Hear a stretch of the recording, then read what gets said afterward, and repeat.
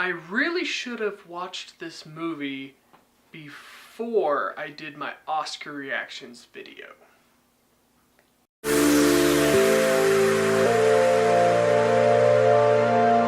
Roma.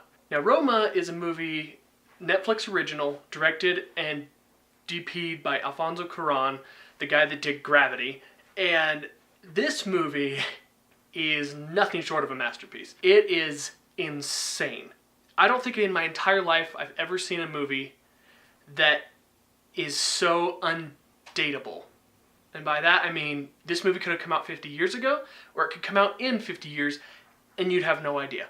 It will never be dated by anything. Now, there's a few things in the movie like, oh, they're driving a car, so clearly it's a certain time period, but things about the way it's filmed and everything, completely, like, this is timeless. This movie will last forever.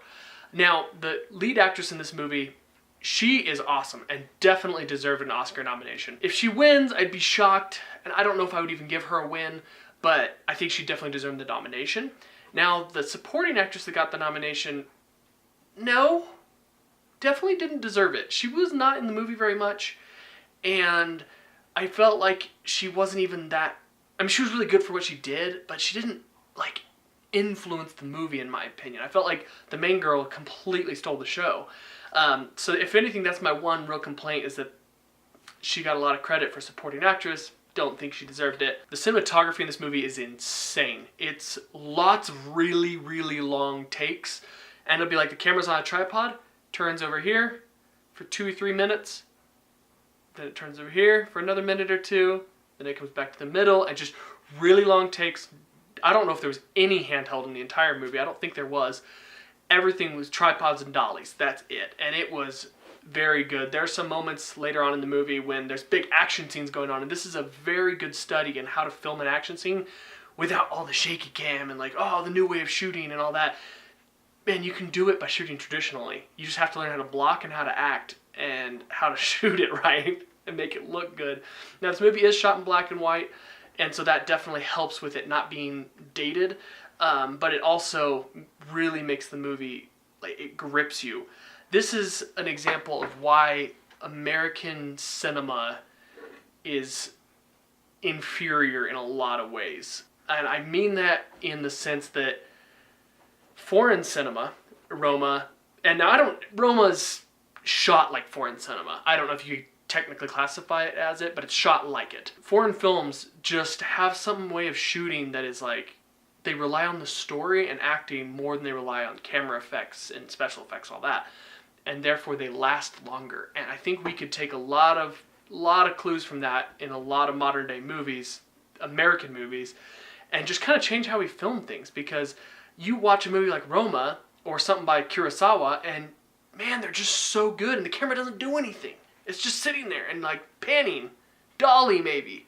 And it's just like, now American cinema's like, put the camera in the scene, like it's super close and like shake it around. It's like, it's a character, and no, it doesn't need to be. So there's times to use it, times to not, but this is a really good study in how to shoot a traditional film.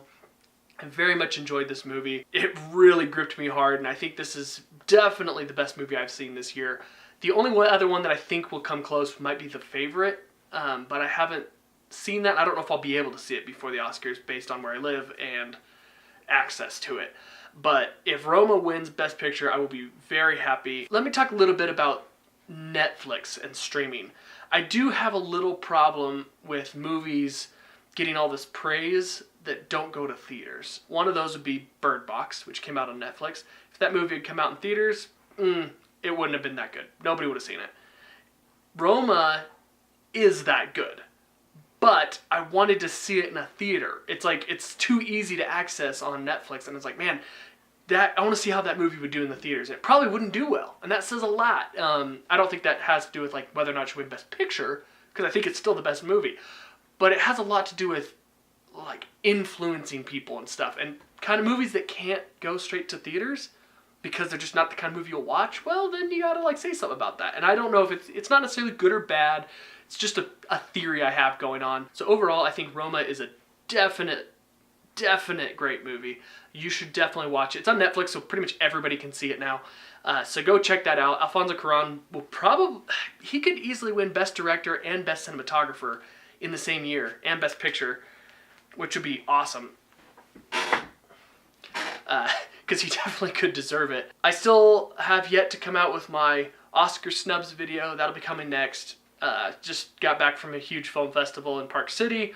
I was in Slam Dance, which is right next to Sundance, and our movie that went did really well, got a ton of hype.